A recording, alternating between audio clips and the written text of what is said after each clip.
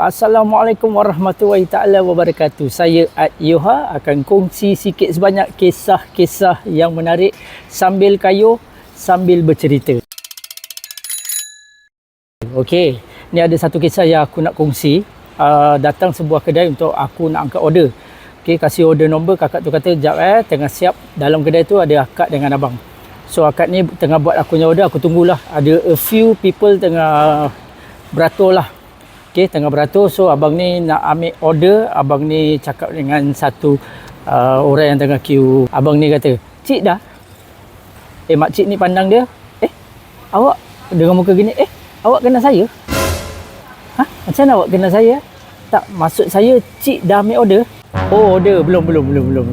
Aku tahulah nama kau tu Cik Dah. Kalau orang tanya Cik Dah tu bukan kau Cik Dah. Kau dah ambil order ke belum? Dah ke belum? Bukan Cik Dah.